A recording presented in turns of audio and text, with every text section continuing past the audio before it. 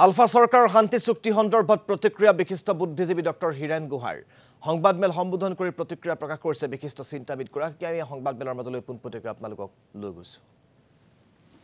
মই কেইজনমান জ্যেষ্ঠ নাগৰিকক লৈ তেওঁলোকক সন্মত কৰাব লগা হৈছিল তেওঁলোকৰ আপত্তি আছিল কিন্তু সন্মত হ'ল আৰু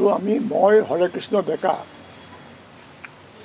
প্ৰয়াত হীৰেন্দ্ৰ কুমাৰ ভট্টাচাৰ্য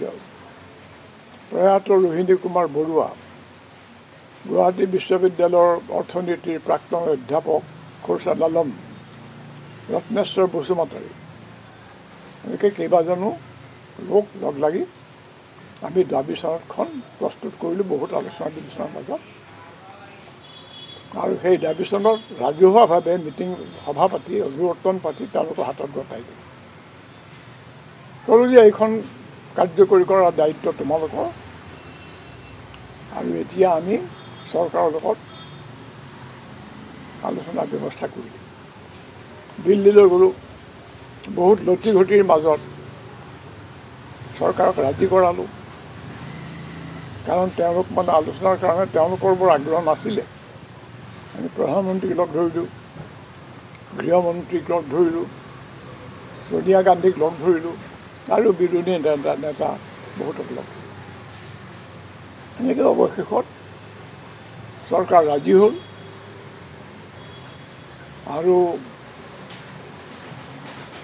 আন কিছুমান শক্তিয়ে আমাৰ এই উদ্যোগত বাধা দিবলৈ চেষ্টা কৰিছিল আমি কোনোমতে তেওঁলোকক প্ৰতিহত কৰিলোঁ কৰি আলোচনাৰ ব্যৱস্থা কৰিলোঁ ইতিমধ্যে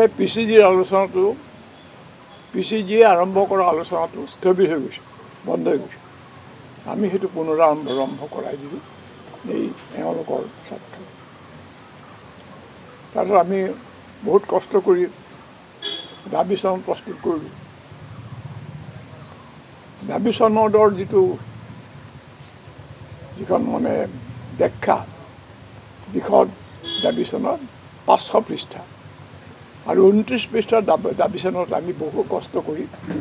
তাৰ সাৰাংশ হিচাপে আমি উলিয়াই দিলোঁ আৰু তেওঁলোক সকলোৱে এইখন তোমালোকে এতিয়া গৃহীত কৰোৱা সংবিধান যেনেকৈ সংশোধন কৰিবলৈ আইন যেনেকৈ হেৰি কৰিব কৰোৱা তেওঁলোকে গ'ল তাৰপিছত আমাৰ লগত বৰ বেছি যোগাযোগ হোৱা নাই আৰু আমিও চেষ্টা কৰা নাই মাজে মাজে লগ পাই আৰু 12 বছৰ লাগিল 12 বছৰৰ মূৰত তেওঁলোকে কিবা এটা কৰিব পাৰিল ইতিমধ্যে তেওঁলোকৰ গণভিত্তিৰ প্ৰভাৱ বহুত বোধহয় কমি আহিছে সেইটো চৰকাৰৰ এটা কৌশল আৰু সেই সময়তে তেওঁলোকৰ লগত চুক্তি কৰিছে নিৰ্বাচনৰ আগে আগে যাতে ৰাইজক ক'ব পৰা যায় যে অসমীয়া ৰাইজক কিবা এটা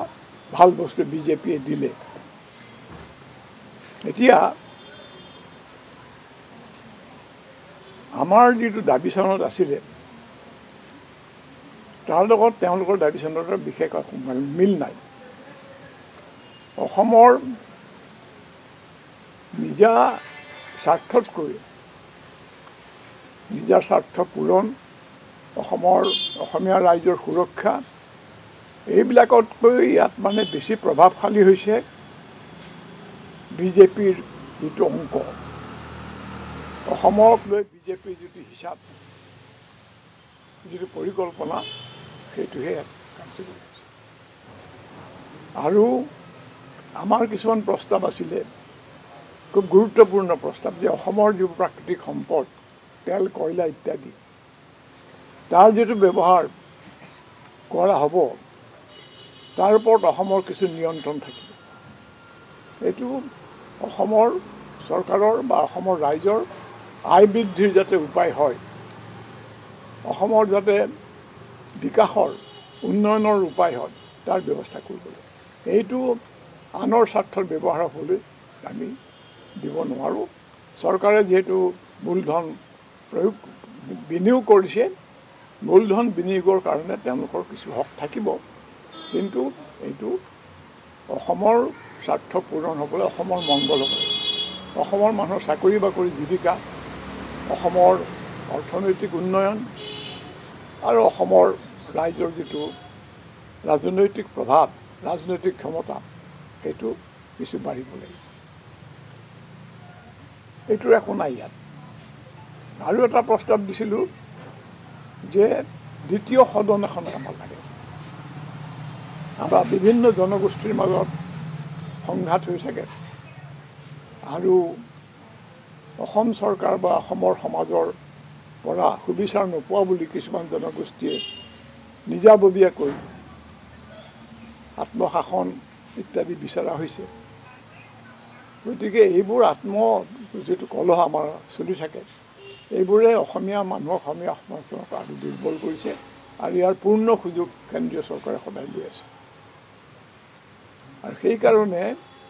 আমি দাবী কৰিছিলোঁ যে এখন দ্বিতীয় সদন ছেকেণ্ড চেম্বাৰ লাগে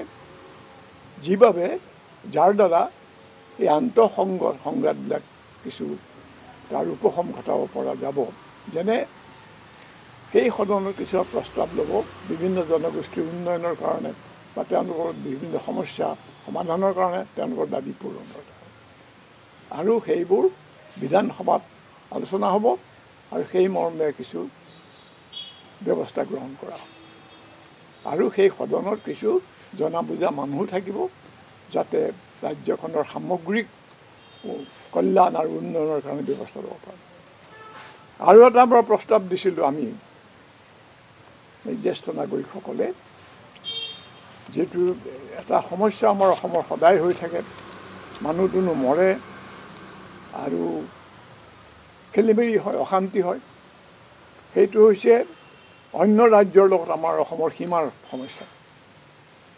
গতিকে আমি দাবী ভিতৰত দিছিলোঁ যে সীমা সমস্যা স্থায়ীভাৱে সমাধান কৰিব লাগিব বিভিন্ন ৰাজ্য এই যে একোখন ৰাজ্য গঠন কৰে সীমা ঠিক নাই এতিয়া বড়োলেণ্ডৰ লগত সেইটো হ'বলৈ গৈ আছে অদূৰ ভৱিষ্যতে তাতে মৰামৰি কটাকটি হ'ব অশান্তি হ'ব কাজিয়া হ'ব উভয় পক্ষৰ মানুহৰ লোকচান হ'ব এই ধৰণৰ কিছুমান কথা আৰু আছিলে সকলো সৈতে মোৰ এতিয়া মনত নাই স্মাৰক পত্ৰখন আছে ক'ৰবাত বিচাৰিলে ওলাব